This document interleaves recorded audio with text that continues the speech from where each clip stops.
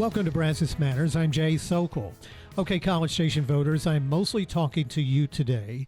Remember in 2022 when the majority of those who voted approved a list of bond projects that featured some really big ticket items.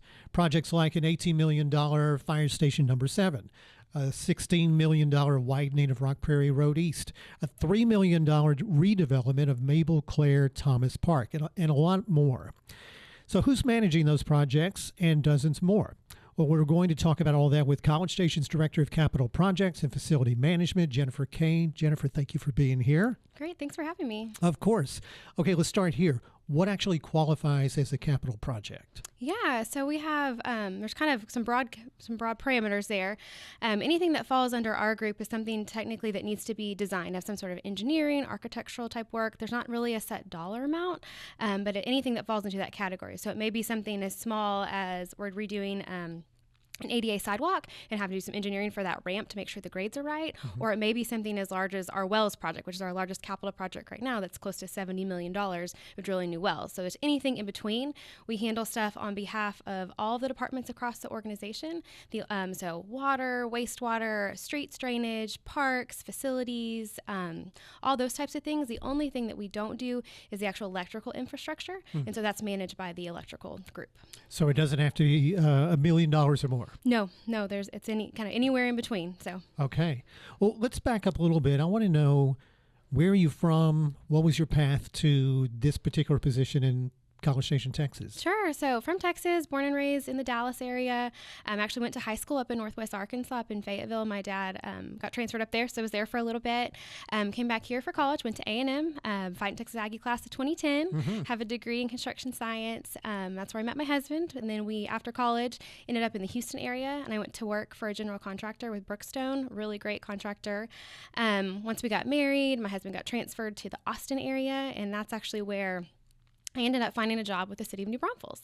And that's where I started out in kind of my public service side of it. I didn't, at the time, thought it was just going to kind of be a holdover in between while I found something else. Turned out that was my passion. I loved working for city government, loved doing that side of the work. So that's how I ended up in the public side. And I was in New Braunfels for almost 10 years. And then we came here, back to College Station. How difficult was it for you to transition from private sector to public sector? You know, it was certainly an adjustment at first, because all I had known, kind of what I had learned at A&M, was more of the commercial construction route, more of the private side, and that's what I did, and I loved it. But then getting to know kind of all of the aspects of the public side, once you get into it, it's easy, mm-hmm. or not easy, but you understand it. But it's a big transition. Things move slower. There's different rules and regulations. The way money is handled is different. But it really has given me a unique perspective coming from having the private side into the public side. It's really helped me to be able to have that background from both sides. Yeah, I imagine that's right. So I don't want to paint your profession or any profession with a broad brush, because every community is different, every city organization and citizen expectations, all that stuff is different from place to place. But what I'm curious about is, what are the characteristics of a Jennifer Cain-led capital projects operation that might be different from another city's approach? Sure. So some of the things that are really important to me is making sure that we really are collaborating, that we're engaging whoever we're working with, whether it's our clients, like the fire department. If we're building a fire station, we're really engaging them. We're also really engaging and collaborating with the neighborhoods in the area, talking to all the people, making sure everyone's informed, sharing that information. And so that's a big thing to me, that making sure that everyone's on the same page, that we're not operating in a silo, doing our own thing, that it is a collaborative effort across the organization and across the community. And then I think as a team, all of our project managers that do all these different projects, they operate individually, right? They manage their projects, but they also collaborate too and share lessons learned, making sure that we're being fair, that we're treating our contractors the same across the board, that we're trying to standardize things and being as efficient and effective as possible. Okay, but that makes a lot of sense. It feels like every city's approach would be exactly what you just described, but I'm sure there are flavors of that from place to place. Sure. Mm-hmm. Yeah, I think so. And, and a big thing that's really important to me, and that I hope that I'm passing on to my team, not only are we, being the best stewards we can be of the taxpayers' dollars. And again, I hope everyone's doing that in all the different organizations, but really being mindful and thoughtful of that, and everything that we do is with that mindset. And then I think something that's maybe really unique, and maybe hopefully it's not, but for us, I know, like for me and for all of the team members in my group, that we really care about the projects. We care about all of the people that we have working for us, all the people we're working with. We want to make sure we have the best outcome for the community, the best outcome for if it's for public works or for the fire department or it's a street. We really do care about the people, and we care about the project. And so I think that's maybe a little bit unique, that we take it very personally and take complete ownership of that. Would you talk a little more about your team? Who do you have? How many do you have? And what are the roles that they play? What does that team look like, and what do they do? Sure. So in the capital projects department, we've got 23 positions. And so we've got kind of 3 different divisions, if you will. We've got really the capital projects team, which have project managers, 6 project managers, assistant project manager. Then we also have an assistant director of the group. We have 2 land agents who are responsible for, as it kind of sounds, they buy real estate, they buy easements, they buy right-of-way, they buy property for new fire stations, new parks, whatever that may look like. And then we also have our facilities management group. Mm-hmm. So they maintain all the facilities. And so it's been really nice to have all of that combined. So as we're building and designing new facilities, we bring in facilities at the front end to make sure that the plumbing fixtures we pick, the light fixtures that we pick, all things that they're used to working on. And so we're making sure that's collaborative and that they're not ending up with something to maintain that's really difficult. Right. Would you talk a little bit more about the land agents and give me an example of what they do? Because Sure. I imagine it's not super smooth and super simple every time. No, it's not. They have a really unique job, and they're super important to our organization. And it's really great, again, that we have them in capital, because most of their work comes from our capital projects, but sometimes they do work for economic development or for different departments that need something. Electric needs easements, those types of things. But so on a capital project, for example, a new roadway, we're going to build a new road, and we realize that we don't have all of the right-of-way we need or all of the utility easements that we need. So they work with the project managers and the design teams that we've hired, and they review the plans, and they identify with the design team what easements or right-of-way is needed. Mm-hmm. So we identify that, and then they help review survey work to see exactly what those dimensions are. They order appraisals to see the value of that. They write up offer letters, reach out to the property owners, have those conversations, say, hey, here's what we're doing, here's what it's going to look like. Here's what our offer is to you to buy that property. They're part of those negotiations, and hopefully we have a successful negotiation and can settle on something. They work with our city attorneys, get the contracts in place, all of those types of things. So they're very involved all the way through our projects, and very, very important. And I imagine the things they work on tend to last at least months, sometimes years, right? Yes, it can take a really long time. And so actually for most projects that certainly have more than one easement or some sort of acquisition, we budget almost 2 years of time to do that, because some go really smoothly and quickly, mm-hmm. and others, as you can imagine, don't, for various reasons. Sometimes we don't agree on things. Maybe the property owner lives out of state, out of country, so they're difficult to communicate with. Sometimes attorneys get involved, and so it can take a lot longer than you would hope sometimes. So a few days ago, I went to your website and I was reviewing the active capital projects that you have listed there. And I think there were 65 active capital projects with a total active project budget of nearly $492 million. Mm-hmm. And I realize that some of those projects have been completed, but they are under a warranty period. Yes. Would you talk about the magnitude of some of these projects? Because $492 million active project, that sounds like a bunch. It's a lot, yes. And you're right. On there, I think on the map, we've got 60-something projects. There are a few more that aren't listed on there because maybe, for example, we're working on a new public works facility, but it doesn't have a site yet, so we can't put it on a map. So there's a few that aren't on there for various reasons like that. And so the dollar value that you see there is what the full project cost would be. Some of those are still in design, but it's our full budget amount is listed there. As you mentioned, I think City Hall may have recently fallen off, but there's a few like that are on there because they were in a warranty period. And we typically have a 1-year warranty period for all of our projects, and our project managers stay engaged with those projects through that 1-year warranty period until we hand it off to whoever the owner is of the parks department, streets, whatever that may be. So we've got projects on there, as we talked about earlier, kind of ranging in all sorts of different cost values. The wells being the highest right now at about $70 million, but everything in between. The fire stations, $18 million. We've had parks for a couple $1 million each. And so they kind of range across the board, all phases of maybe even pre-planning to whenever we're into design, land acquisition, utility relocations, and then construction, and then the warranty period. So we try to list them on there, give information on the website, just kind of a snippet about what that project's about, show the location, what kind of project it is. Is it water, wastewater, electric, whatever it may be. We list that on there. And then we have the project manager's contact information, which I think is super helpful because that project manager is going to know the absolute most about that project. So if people have questions and they're looking on the website, just reach out to that project manager. They'll be happy to answer your questions and provide whatever information you're looking for. So can we talk about specific projects? Absolutely. You mentioned the fire station number 7. Talk about that, what the timeline is for delivery and everything. Yeah, so Fire Station 7, located off Greens Prairie Road. Again, this is one that we had to purchase land for. So our land agents purchased 4 acres there. It's right across from Castlegate, that neighborhood. It's been under construction now we started some of the offsite utility work about a year ago, I guess, and then now we're under the building construction. If you drive by, you can see the structure is up. They're starting to dry it in. The roof is on. The fire department went out there yesterday and took one of their fire trucks out there and sprayed water on it to do a water test on the roof. Oh, right, yeah. Yes, because it hasn't been raining that much lately, and so we don't know when it'll rain again. So we're like, well, we may as well take advantage and try and do some water testing on the roof. So we did that. But we're looking at the end of summer, early fall to have that open. And so the fire department's currently hiring staff for that position or for that station. And that's another thing, too, that I'd like to mention is not only is it the cost to build a new station, we always have to remember, too, in order to staff it, that's additional ongoing yearly cost as well. So that's something as part of the budget process that we have to make sure that there's funding allocated for that. Right. Okay, so that's fire station number 7.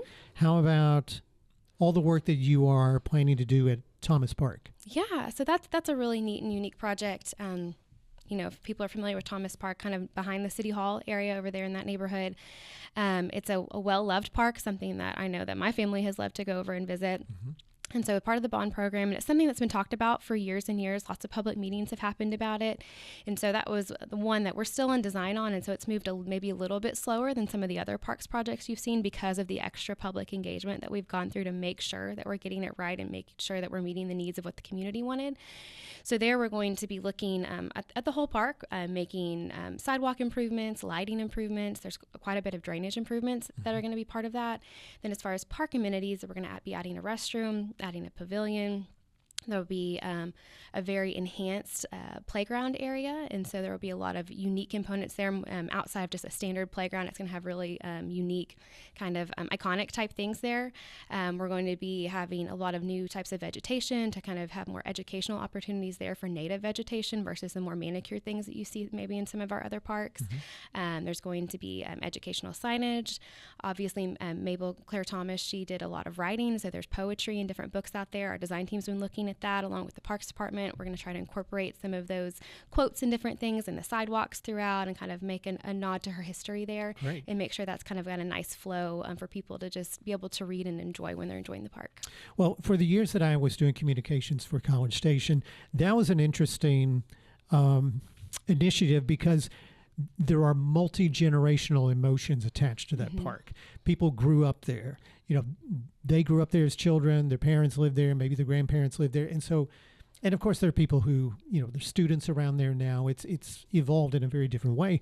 But there are a lot of emotions tied to it. And what people want it to either remain or be restored to, all those sorts of things. Yes. So I imagine you're getting, and your project manager is getting all kinds of interesting feedback, right? Yes. Yeah, we've gotten a lot. And so one thing that we did, we took all the information that had been gathered from years previously, had all of that, gave it to the design team, and then we went back to the community with these idea boards, if you will, and give people dots in a public meeting setting and said, like, hey, are these the kind of things that you wanted to see, and how to validate that information and give them example images.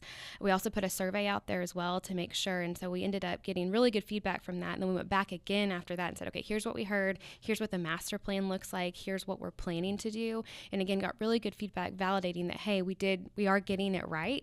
And so we've tried to do those double checks throughout the process to make sure that we're not missing something because it is so well loved. It is so important. We don't want to do something that isn't what the community wanted. Right. I'm going to get to more projects to throw at you in just a moment. I want to reintroduce you. If you're just tuning in, I'm Jay Sokol, and our guest today is Jennifer Cain, Director of Capital Projects and Facilities Management for the City of College Station. And we're talking about the many large-scale, big-dollar projects being executed under her guidance and the guidance of her team. Okay, another project that I think is of great interest to College Station citizens and really tons of people in Aggieland, Texas Independence Park and the amenities there. Yeah, so that's a really exciting project. As you remember, it was going to be baseball fields a while back. Some things have shifted there. So it's a park located off of Rock Prairie Road, and it's about the front portion of it that we originally were planning on was about 60 plus acres. We actually ended up also including the back 60 plus acres. So now we have about 120 acres that we're working with. So all the way from Rock Prairie to Midtown Drive, that whole section through there. There's going to be sidewalk connections into the Lick Creek Park Trail, which will be really nice, and into the neighborhood. There will also be new shared use paths going in with the Rock Prairie expansion. So we'll have a good network of sidewalks throughout that'll kind of tie in around for people who want longer runs, walks, bikes. And so the main entrance will be off of Rock Prairie Road. And the plan is the master plan that we've shown council and the way we're designing it is there's going to be a large bike hub that's part of it. And so when I say bike hub, something unique that we really don't have, or we don't have anywhere in College Station, or maybe really very often in Texas. You see them sometimes in more hillier areas up in like Northwest Arkansas, those types of things. But it's going to be an elevated kind of circular hub, if you will. And so you can ride your bike up it. And I'm talking like 30, 40 feet high. Pretty significant, and there's opportunities and different ramps and different jumps, if you will, for bikes to be able to jump off of, and they'll be signed and marked appropriately like you'd see for skiing, where there'd be like a green path, a blue path, a black path, and so they'll have all of that, this bike club, and different trails and things tied off of it. There's also going to be opportunities for skills, ramps, like balance beams, if you will, for different bike type skills elements for people to get off the path and do some different skills things. We're looking at doing a pump track or strider track, or where you see kids that have the bikes with no pedals, and so you can kind of just ride through it. If you kind of hit the bumps accordingly, you'll kind of go through it without having to pedal. We're also having XC trails, so dirt bike trails through the back half of the park that'll be kind of connected. So it'll have a lot of different biking amenities there for people of all ages, all skills. So that's a really neat component of this park that we just don't have anywhere here in College Station. And then we're looking at doing some really unique playground elements there. And so we're talking about it like an iconic destination playground. And so you'll see things like, again, not like your normal playgrounds that you see all over town, but it'll still have the same kind of climbing aspects and slides, but one of them is going to be a large armadillo. One of them was going to be a mockingbird, blue bonnets, those types of things that kind of tie back to Texas and Texas independence, but really neat iconic structures that'll be a draw for people to come in and things, again, you just don't see anywhere else. There'll be a fishing pond. We're looking at doing an 18-hole disc golf course. So we have disc golf in the city, but not an 18-hole course. There will be pavilions. There will be just paths and stuff for people to walk and run on, picnic tables, those types of things. So it'll be a park for lots of people to do lots of different things. And so we're hopeful that it'll be a really exciting amenity for the community. Okay, I have to go back to the bicycles because I'm picturing like basically a vertical skate park for bicycles. Yeah. Is because we do have a skate park. We have G. Highsmith Skate Park over off Rock Prairie. And I know that was designed in part to for like tournaments and spectators and things like that. Is what you are designing and installing at Texas Independence Park going to invite those kinds of tournaments and spectator events and so forth? I think potentially it could, certainly, because it's something we don't have. And I know particularly in the back portion where we're talking about the dirt trails and stuff, we've been talking and collaborating with some of the dirt bike teams like through the schools and all of that here in town. And they said that would be a great amenity to have because they just don't have those type of trails, especially with it tying into Lick Creek Trail as well. Then there's an opportunity there for additional length. So yes, I think there certainly is that opportunity. Was there another city or city's facility that was the inspiration for this? So we, not in particular, one in particular, but there has been a lot of research done around some of the parks up in Northwest Arkansas. And we have a specific design team related that's been working on it and then sending us examples or videos of different opportunities and different elements that are other places. So we've really been looking at that and seeing what we could do that's being well used somewhere else, but also something that's unique for us here. Yeah. Okay, I'll get off the bicycles, but that's fascinating to me. Yeah. You mentioned at the beginning of the show about water wells. I think there are 3 more water wells and then the collection lines that go with those wells. Talk about that because that's a huge dollar project and probably logistics as well. Yeah, so it's a huge project, as you mentioned, not only dollar-wise, but also just impact to the community, right? More water is always important. It's something that's needed, which is why we're doing it. We have permits out there for 3 new wells, so that's what we're drilling we're getting ready to drill right now. They've been in design for, I guess, a year and a half plus. We already have a contractor on board. We're using a particular alternative delivery method. So we had the contractor on during design to help with that. And we've done some early release packages because in this one we had to acquire some access to get to one of the wells that was kind of bordered one side by the railroad and one side by the little Brazos. So we had to get an access road into it. And then we're building the pads to actually drill the wells on, having to bring the power out there, working with BTU, working with our electric CSU as well to do some of the work out there because our well field is out kind of on the north side of Bryan, so it's not in College Station, so it's a ways. Sandy Point Road area. Yeah, so it's a ways out there, and so we've been working on that for a while. We actually just received bids back in yesterday, I think, for the biggest portion of the package, which is actually drilling these wells, and so we're waiting to get those final numbers in to see where we are. That'll go to council in March, since that's the biggest part of the package, but we think we'll be around close to $70 million for the work, and our permits stipulate we have to be done in 2028, and we think we'll be done well ahead of that, but we're really working as quickly as we can to get it done to meet our permit timelines. Yeah. Okay.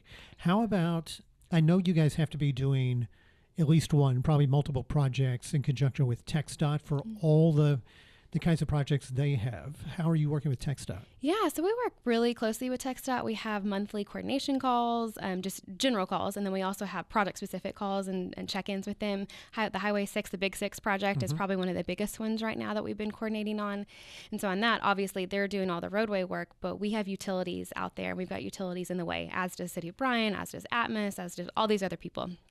But we have a particular project on the water and wastewater side that we're managing to relocate millions of dollars worth of work to relocate and get out of the way, and really tight timelines too, because they've obviously already started work. And so we're working as quickly as possible and have been coordinating with them for a couple of years now as they go through design to make sure that we're out of the way. And so there's really particular issues that keep popping up, right? As you can imagine, everything's not exactly where everyone thought it was. And so as we go out there and are working, we're finding something, so we're coordinating with them and making adjustments. They're making adjustments. And so it's a good collaborative effort, but it certainly is a big expense for us as a city that we have to undertake as part of their bigger project. Sure. And I know with dozens of projects in your portfolio right now, you're typically asked about the same ones over and over, like I just did, Fire Station 7 and so forth, Texas Independence Park. But is there a project that you wish people would ask you about because you're energized in some way about it, or there's just something special? You know, one of the ones I love to talk about is Texas Independence Park, which you did ask about, because I think that's a really awesome, unique project. But I think there's some that people just don't realize that we're doing because they are a lot of utility projects, right? There's a lot of utility work that we do. We did the people that are directly impacted know about it, but no one else does. Like the McCullough work over in that neighborhood off near the Lincoln Center, that area, we just did water and wastewater rehab work. Really important projects. Those utility lines were very old. They were in bad locations, so we relocated them and upgraded them. A big impact to those people. It really helps our utility as well. And so I think it's important for people to recognize that we're working on millions of dollars worth of projects that people never even see. Some of it's underground. You know, we come and go, and then it's just there. And so it's important to note that those things are happening too for the betterment of the community, even though it may not be as flashy as some of the other things. Well, in the McCullough neighborhood, which I think is one of the oldest in College Station, I can't imagine some of the things that you encounter as you dig down, because there's stuff you don't know, right? Yes. What are some of those challenges like? Yeah. So, I mean, sometimes the pipe material is different than you expect. You know, sometimes you think it's iron, it's cast iron or something. It turns out to be clay.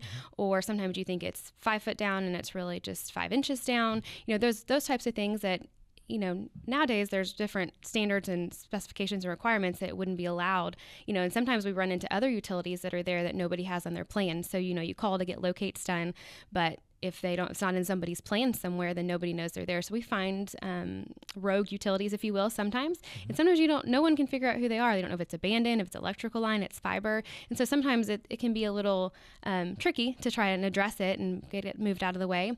Other times with utilities specifically, there's different service lines coming in, like there's a duplex, let's say.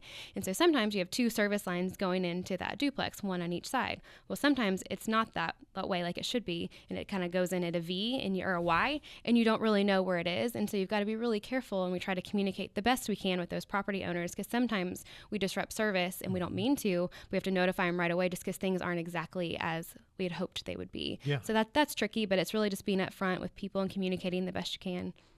So you've been in the private sector, you've been in the public sector, you've been responsible for different things. Now you run capital projects for College Station. Where's the sweet spot naturally for you? Like if you were going to go perform a specific role within your team, where is your comfort? So I loved being a project manager. I really did. What's really unique and special about that is you get to know all the details of that project. You own it from start to finish. You know all the people. I worked on a city hall project in New Braunfels. I mean, I could tell you everything about it. You walk in, I know what the floor is going to look like, whose office that's going to be, and that's really neat and special to me. I was really good at that. I enjoyed that, and that's been an adjustment for me. I love my job now. I have a wonderful team, and my role just looks different, and it's what I wanted, and that's what I've worked for. But it was an adjustment at first to be like, it's okay that I don't know all the details and know all the things that project manager does. I'm at a different position now, looking at different things from a different perspective, but I loved being a project manager and kind of knowing all the things and owning that project. And you told me that you and your husband were both construction engineering, construction science? Construction science, yes. How awful is it for a contractor or a subcontractor to come to your house to do work, and you've got the Cain family who probably knows as much or more than the people you brought in? I wouldn't say that they probably love it. We are pretty picky and pretty, I would say that we're fair, certainly, but we certainly know enough to be dangerous and enough to stay on them and make sure it's done right. So I don't know that it would be anyone's first choice if they knew. I think that's probably right. Okay, so with the last minute or so that we have here, is there something else that you want people to know about your department, your crew, a specific project, just something that we haven't covered? Yeah, I mean, I would just, love to brag on my team. I think that they're a great team, and they come with lots of different backgrounds, some professional engineers, some from the construction background, some from the school district, just different things. And I think it's just so valuable to have such a great team there that can come in and bring all these different backgrounds, share that information, and all just work with the same mindset of doing what's best for the organization, doing what's best for the community. And I just can't brag on them enough. And I think it's so important that we get to do what we do. And I think we work for a great organization that supports us, and I just hope that we get to keep doing it, more and more projects. And for anybody who wants to do what I did and go review College Station's capital improvement projects, you can visit cstx.gov/CIP, which stands for Capital Improvement Projects. And then if you want to do a deep dive on the city's budget, which I highly recommend, whether it's for capital projects or any other aspect of your city government, visit cstx.gov/budget, because there's some pretty interesting stuff there. Yeah, there is. And I would, encourage you, if you see, my name, my information's on there, the project managers, if anybody has questions, we would love to answer those questions. So just reach out and we'll be happy to help. Perfect. Jennifer Cain, thanks so much for being here. Thank you. Appreciate it. Brazos Matters is a production of Aggieland's Public Radio, 90.9 KAMU FM, a member of Texas A&M University's Division of Community Engagement. Our show is engineered and edited by Matt Dittman.